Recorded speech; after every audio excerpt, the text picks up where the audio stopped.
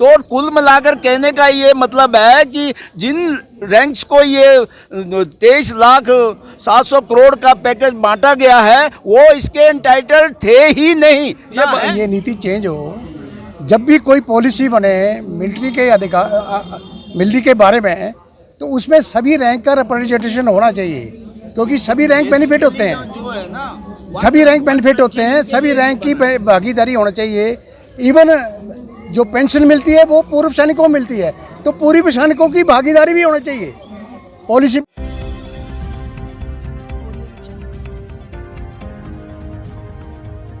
नमस्कार साथियों, मैं मनोज राजी स्वागत करता हूं आपका मिनी संसद के मंच पे। इस देश के अंदर किस तरह का बंदरबाट चल रहा है कि जो लोग सत्ता में बैठे हुए हैं, शक्ति में बैठे हुए हैं, वो किस तरीके से हक मार लेते हैं काम करने वालों का। कहते हैं कर्म की पूजा होनी चाहिए, कर्म के बेस पे उसका कुछ भी है फल है वो तय होना चाहिए, लेकिन आजकल तय हो रहा है रैंक के बेस पे। रैंक और कर्म में इतना ही फ़र्क है कि रैंक किसी की चमचागिरी से भी मिल सकती है, लेकिन जो हमारा कर्म है ना वो बोलता है, और वो जो बोलता है उनका सम्मान सबसे ज़्यादा होना चाहिए। देश कर्म का देश था, लेकिन अब इस देश को बना दिया है पद का देश। आइए बात करते हैं, कुछ पूर्व सैनिक हैं, और मैं तो कहूँगा कमीशन्ड ऑफिसर नहीं है ये, लेकिन ऑनरी कमीशन्ड ऑफिसर हैं। वो सैनिक हैं जिनको सम्मान देकर अफसर के बराबर बना दिया गया। ये वो लोग हैं जो अपने काम के बेस पे अफसर बने। आइए इनसे बात करते हैं। सर, नाम क्या है आपका? मेरा नाम कैप्टन जगदीश वर्मा है। मैं ऑनरी कमीशन्ड ऑफिसर, हमारी एक एसोसिएशन है, उसमें प्रेसिडेंट भी हूँ। आपका बहुत बहुत धन्यवाद सबसे पहले कि आपने हम लोगों की फीलिंग को समझा और इसको आप रिकॉर्ड करके सबको बताएंगे, दुनिया भर में इसको फैलाएंगे। तो जो आपने बताया कि आजकल जो माहौल चला हुआ है, उसमें हम सबसे पहले तो गवर्नमेंट, जो अभी की प्रेजेंट गवर्नमेंट है, उसके धन्यवादी भी हैं कि उन्होंने हमारी 40 वर्षों की पहले की डिमांड को, OROP को क्रिएट किया। पहले नहीं थी, कागज़ों में वो नहीं थी, लेकिन इस गवर्नमेंट ने उसको किया। अब समस्या ये हो गई कि गवर्नमेंट तो बोलती है कि हमने तो OROP दे दिया भूतपूर्व सैनिकों को, बट वो चीज़ ऐसी नहीं है जैसे वो बोलते हैं। उसमें समस्या ये है कि सिविलियन वहाँ पर बैठे हैं, हमारे माननीय राजनाथ सिंह जी या उनके नीचे जितने भी IAS हैं, उनको आर्मड फोर्सेस के बारे में जो स्ट्रक्चर है उसके बारे में they do not know ABC about that. तो उनको जो गाइड करते हैं वो है हमारे सीनियर ऑफिसर। तो अभी जो टेबल निकला है उसके आधार पर हम बोल सकते हैं कि उन्होंने ठीक से उनको गाइड नहीं किया, कि एक ग्रुप को तो पेंशन बढ़ा दी और दूसरे को इग्नोर कर दिया। मोटी बात ये है सर कि दो तरह की व्यवस्थाएं हैं। जब अंग्रेज थे तो उन्होंने एक व्यवस्था बनाई थी जिसमें कमीशन्ड ऑफिसर होते थे, और दूसरी व्यवस्था थी जिसमें सैनिक भर्ती होता था, जो भारतीयों के लिए थी। अफसर उन अंग्रेज बनता था और वो जो सैनिक बनता था वो भारतीय बनता था। तो वैसे ही कानून थे जो अफसरों को बहुत ज़्यादा पावर देते थे। अब भी वही सिस्टम, दोहरा सिस्टम है। आप तो उसके नहीं हो, क्योंकि कमीशन्ड ऑफिसर और सीधा सैनिक की भर्ती अलग अलग दो तरीके अभी भी चल रहे हैं। तो क्यों ना सब ऑनर्ड होने चाहिए ऑफिसर्स, वो जो कर्म के बेस पे ऑफिसर बने, ना कि ऊपर से आए। कमीशन्ड ऑफिसर जब भी आता है तो उसको जवान का दुख दर्द पता नहीं होता। आप खुद जवान रहे हो तो आप ज़्यादा संवेदनशील होते हो, तो आप जैसे लोगों को क्यों नहीं महत्व दिया जाए? सर, ऐसा है कि जो ऑनरी कमीशन है, जो इस वक्त आखिरी साल की नौकरी जब आपकी होती है, जब आप सुपरिटेंडेंट होने वाले होते हैं 55 साल के या 57 साल के, तो आखिरी साल में आपको 15 अगस्त और 26 जनवरी को ये मौका दिया जाता है, और ये मौका उनको मिलता है। बहुत, ये तो बड़ी मजाक वाली बात हो गई कि भाई इतनी पूरी ज़िंदगी काम करा, आप नाम के लिए दे रहे हो। हाँ बिल्कुल, नाम के लिए। जैसे मेरा दूसरा रैंक फाइल 15 दिन के लिए मिला मेरे को। मैं 31 अगस्त को रिटायर हो रहा हूँ, मुझे 15 अगस्त को दे रहे हैं आप, तो 15 दिन के लिए मेरे को मिल गया। ओके, फिर भी ऑनर किया, वी आर थैंकफुल। लेकिन आप ये बताइए कि मैं 38 साल के बाद में फ़्लाइट लेफ्टिनेंट बना, और एक 3 साल में फ़्लाइट लेफ्टिनेंट बन जाता है, उसकी और मेरी तनख्वाह में कितना अंतर है ये देखिए। उसी तरह पेंशन का है, एक मेजर है जो, और आपको जो अनुभव है, क्या अनुभव की कोई कीमत नहीं है? जो आपका एक्सपीरियंस है मेरा 38 अनुभव अगर आप देखें वार फ्रंट उससे पर तो कई गुना अच्छा गोवा लिबरेशन 1961 में मैंने हिस्सा मैं लिया। आपके अनुभव से नहीं कह रहा हूँ, मैं जो ऑनर्ड सारे yes, honored- उनका मैं अनुभव इसीलिए कह रहा उसमें हूँ। नौसखिए से तो बहुत बेहतर ही होगा। मैं इसीलिए कह रहा हूँ कि ऑनररी कमीशन मिलती है मिनिमम 30 साल की नौकरी के बाद में। तो 30 साल इसने काम किया, उसने कितना अपना अनुभव प्राप्त किया होगा, वो अनुभव उसने दिया इसलिए उसको ऑनर किया गया। वो भी कितना मिलता है? सिर्फ 1 to 1.5% मिलता है लोगों को, सबको वो भी नहीं देते हैं, किसी का कुछ निकाल दिया किसी। और अभी लेटेस्ट और आ गया है कि उन्होंने ये और बहुत सारे रिस्ट्रिक्शन लगा दिए, ये ऑनररी कमीशन देना कम कर दो या बंद कर दो, ये भी चल रहा है काम। और अर्लियर ना देयर वाज ए सिस्टम कि जो सूबेदार मेजर से ऑनरी कमीशन लेके आता था, जो डायरेक्ट एंट्री का मेजर होता था, उससे उसकी पेंशन जो है 500 रुपये अधिक होती थी। और जो ऑनरी कमीशन लेफ्टिनेंट होता था, उसकी जो डायरेक्ट कमीशन कैप्टन से जो है 300-350 रुपये ज़्यादा होती थी। वो 2006 में चुपके से कैसे बंद कर दी गई है, वो कोई पता नहीं चला किसी को। और आज की स्थिति ये होगी कि ऑनरी कैप्टन जो 43,000 के करीब ले रहा है, वो उसके पैरेलल में जिस मेजर से ज़्यादा होनी चाहिए, वो मेजर 68,000 पर मंथ पे चला गया है बेसिक में। और इतना हुआ इस बार तो कि जो इस बार ये 6 रैंक जो है, जो भी एनसीओ से एसीपी लेके आता है, Naib Subedar major, honorary lieutenant and honorary captain, के इनको दिया है बिल्कुल नहीं दिया गया है। 20,700 करोड़ 23,700 करोड़ का जो पैकेज दिया गया गवर्नमेंट ने जो दिया है, अब गवर्नमेंट को इस चीज़ का संज्ञान है या नहीं है, हमें लगता है कि शायद उनको नहीं पता है कि ये किन लोगों को दिया गया। मैं इसमें एक चीज़ और जोड़ना चाहता हूं कि इसकी मेन वजह क्या है।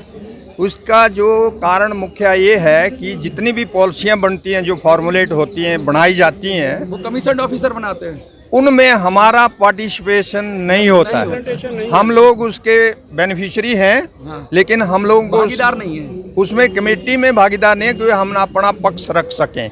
तो जब हम पक्ष नहीं रख सकते तो हमारे बारे में कौन बोलेगा? कोई नहीं बोलता। सर, ये लीडरशिप की बात हो रही है कि जवानों को अब लीडरशिप नेतृत्व खुद करना है और अपना निर्णय में भागीदारी मांग रहे हैं। जैसा सर ने कहा कि निर्णय में भागीदारी मांग रहे हैं। ये भेदभाव इसीलिए हो रहा है कि आप लोगों के लीडर्स उस कमेटी में नहीं होते जहाँ पे ये निर्णय लिए जाते हैं। तो ये ये काले अंग्रेज वाली जो नीति है, ये क्यों है? यही हम चाहते हैं कि ये नीति चेंज हो। जब भी कोई पॉलिसी बने मिलिट्री के बारे में, तो उसमें सभी रैंक का रिप्रेजेंटेशन होना चाहिए, क्योंकि सभी रैंक बेनिफिट होते हैं, सभी रैंक बेनिफिट होते हैं, सभी रैंक की भागीदारी होना चाहिए। इवन जो पेंशन मिलती है वो पूर्व सैनिकों को मिलती है, तो पूर्व सैनिकों की भागीदारी भी होनी चाहिए पॉलिसी मेकिंग में। पूर्व सैनिकों की भागीदारी भी होनी चाहिए। अभी जैसे ये 1 रैंक 1 पेंशन शुरू हुआ था 2014 में, तो उस टाइम पर कितनी विसंगतियाँ आई थी। उसके लिए 1 मैन जुडिशल कमेटी बनाई गई थी। वो 1 मैन जुडिशल कमेटी जो है वो 22 प्लेसेस ऑल ओवर इंडिया जा कर के उन्होंने लोगों से ये विसंगतियों के बारे में विसंगतियाँ कलेक्ट की थी। लेकिन उस रिपोर्ट को गवर्नमेंट में दबा कर रखा, जबकि जो 2016 अक्टूबर में जमा हो गई थी और अभी तक वो लोगों के सामने नहीं आई गई हैं। उसी का नतीजा ये हुआ कि जब ORP2 रिव्यू हुआ 1 जुलाई 2019 से, उसमें और विसंगतियों को जोड़ा गया और जुड़ गई अपने आप।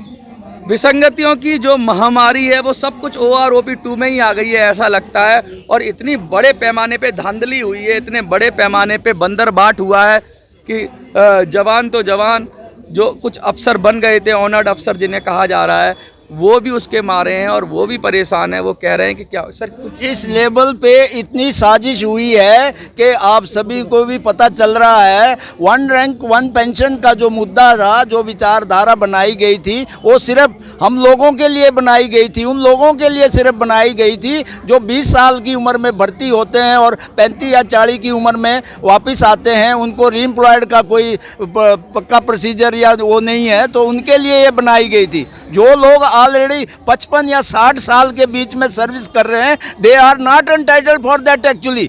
तो हमारी जो अफसर लॉबी है उसमें they are already getting 55 to 60 की सर्विस करते हैं। उसके अलावा उनको 4 years का रीएम्प्लॉयड बेनिफिट है, 2-2 साल के 2 टेन्योर और रीएम्प्लॉयड हो सकते हैं, जो कि हम लोगों को नहीं है। तो कुल मिलाकर कहने का ये मतलब है कि जिन रैंक्स को ये 23,700 करोड़ का पैकेज बांटा गया है वो इसके एंटाइटल्ड थे ही नहीं।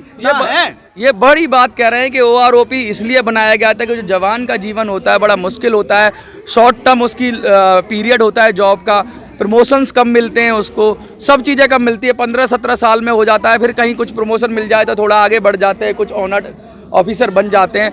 लेकिन जो ऑफिसर होते हैं, कमीशनड ऑफिसर होते हैं, वो 60 साल तक 58 साल तक अपनी नौकरी करते हैं। उसके बाद सर ने बताया कि 4 साल 2-2 साल करके और कर लेते हैं। तो हर तरफ से उनकी तो बल्ले बल्ले ही है, बेसिक पे भी उनका ज़्यादा होता है, सब कुछ उनका ज़्यादा होता है। और ये जो 15 दिन के लिए 1 महीने के लिए बनाए गए हैं ये लोग क्या करेंगे? मैं इसमें अपने जवानों के बारे में भी बात रखना चाहता हूँ कि MSP मिलती है, MSP मिलिट्री सर्विस पे बोलते हैं उसको, वो मिलती है कि एक्सपोजर जब खतरे के लिए होता है। और आप ही सबसे ज़्यादा खतरे में रहते हो, जवान सबसे ज़्यादा खतरे में। उसमें सिपाही को भी उतनी ठंड लगती है, हवलदार को भी, सूबेदार को भी और कर्नल साहब को भी। ठंड तो किसी को अलग अलग नहीं लगेगी, गर्मी भी वैसा ही है। अगर कोई फायरिंग हो रहा है बॉर्डर पे वो भी सबको बराबर खतरा है।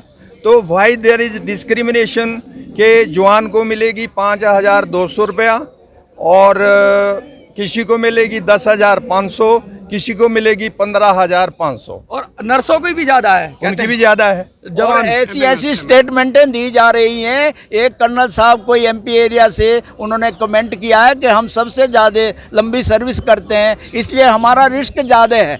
ये समझ नहीं आया कि किस टाइप का रिस्क की बात वो कर रहे हैं। मैं बता दूं कि जब बर्फीले पहाड़ हो या दलदली इलाका हो, जो जवान होता है ना सबसे आगे होता है। गोली पहले जो सामना करता है दुश्मन की वो जवान करता है। MSP का मतलब ये है कि हार्डशिप अलाउंस, मतलब कि आप कितने खतरे में हो। ऑफिसर से तो कई गुना ज़्यादा खतरे में वैसे जवान होता है, फिर भी मान लेते हैं कि सबको बराबर खतरा है तो कम से कम बराबर तो दो, ये बड़ी जायज़ मांग है। और MSP में डिस्क्रिमिनेशन नहीं होना चाहिए, बहुत ज़्यादा भेदभाव हो रहा है। और OROP 2 है जी, ये मजाक बन के रह गया है, एक ऐसा भद्दा मजाक बन के रह गया है जो सारे लोगों के आज की डेट में गवर्नमेंट और हमारे जो पॉलिसी बनाने वाले हैं उनकी वजह से हमारे 82 साल के बुजुर्ग लोग जो हैं, इनसे भी ज़्यादा 90-90 साल के हो गए हैं, उनको सड़क पर आने के लिए मजबूर कर दिया है। तो क्या वो इस चीज़ को सॉल्व नहीं कर सकते हैं? जब बड़ी बड़ी समस्याओं को भारत सरकार सॉल्व कर रही है, 370 धारा को हटाया और भी बड़े बड़े डिसीजन लिए हैं, तो they can also resolve this issue of 1 rank 1 pension. 1 rank 1 pension पे मैं बता दूं, इतनी अनियमितताएं, इतनी विसंगतियां हैं कि ये सरकार ने सोचा था कि सैनिकों का समर्थन मिलेगा, वोट मिलेगा, लेकिन सरकार को ये दाव उल्टा पड़ जाएगा क्योंकि अफसरों ने, कुछ कमीशनड अफसरों ने बंदरबाट करके बहुत ज़्यादा डिस्क्रिमिनेशन कर दिया है। और 97% लोग इससे इफेक्टेड हैं, जो सरकार के लिए दुखदाई हो सकते हैं। अगर उनका मांग नहीं मानी गई तो 2024 के इलेक्शन में सरकार को मुंह की खानी पड़ सकती है। आपको क्या लगता है? साजिश जो है इस स्तर तक हुई है कि जो 3% लोग हैं वही पूरे का पूरा पर्क ले गए हैं और जो 97% दूसरे हैं, 6 रैंक ऐसे हैं जिनको एक सिंगल नया पैसा भी नहीं मिला है। और जो भी 2016 के बाद रिटायरी भी हैं, अभी भी उनकी बेसिक उनके लेवल तक नहीं गई है। तो ऐसा क्या हुआ है, ऐसी साजिश क्या सोच समझ के की गई है? तो गवर्नमेंट को पक्का इस चीज़ का संज्ञान लेना चाहिए और जो लोग एक्चुअली एंटाइटल्ड है, it should be given to them only. ये बहुत बड़ी बात है। आपको क्या लगता है? जवानों को उनका हक मिलना चाहिए तो वीडियो को ज़्यादा से ज़्यादा शेयर करिए। जंतर मंतर से मिनी संसद के लिए मैं मनोज।